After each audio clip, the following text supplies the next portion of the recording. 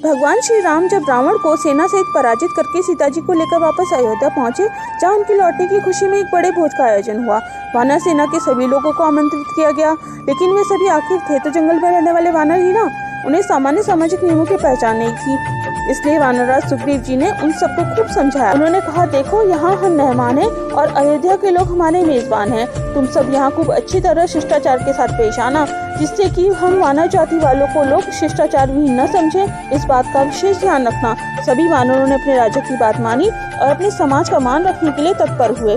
तभी एक वानर आगे आया और हाथ जोड़कर वानरराज सुग्रीव से कहने लगा, प्रभु हम प्रयास तो करेंगे अपना आचार व्यवहार अच्छा रखें, किंतु हम ठहरे वानर, कहीं भूल चूक भी हो सकती है। तो हो सकता है कि अयोध्या वासियों के आगे हमारी छवि अच्छी नहीं रहे। इसलिए मैं प्रार्थना करता हूँ कि आप किसी को हमारा अगवा बना दें, जो न सिर्फ हमारा मार्गदर्शन करे बल्कि हमारे बैठने आदि का प्रबंध भी सुचारू रूप से चलाए।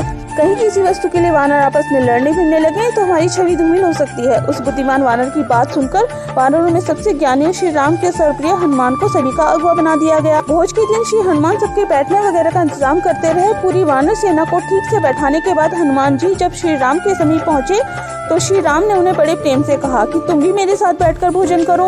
अब हनुमान पशुपेश में आ गए।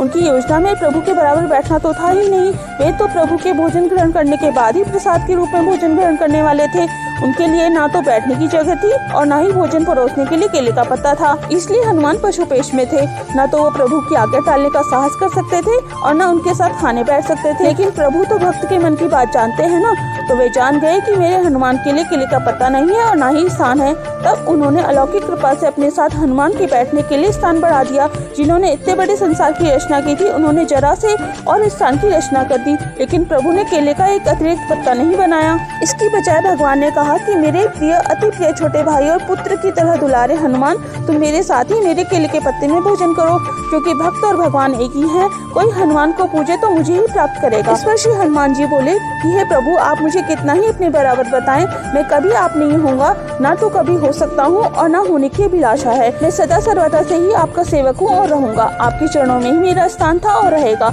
मैं आपके साथ खा नहीं सकता। जब हनुमान जी ने प्रभु के साथ भोजन करने से इनकार कर दिया, तब श्री राम ने अपने सीधे हाथ की मध्यमा उंगली से केले के पत्ते के मध्य में एक रेखा खींच दी, जिससे वह पत्ता एक भी रहा और दो भी हो गया। एक भाग में प्रभु ने भोजन किया और दूसरे अर्थ में हनुमान जी को भोजन कराया। अर्थात जीवात्मा और परमात्मा में एक है और द्वैत दोनों के चिन्ह के रूप में केले के पत्ते आज भी एक होते हुए भी दो हैं और दो होते हुए भी एक हैं, यानी द्वैत में अद्वैत। यही सृष्टि की व्यवस्था है जो ब्रह्म और जीव के संबंध यानी द्वैत में अद्वैत को दर्शाती है। इसे समझ लिया तो जीवन का आधार तय है। इसका मूर्त प्रतीक केले का पत्ता है। अगर आपको ये जानकारी अच्छी लगी हो तो please like, share and subscribe करें।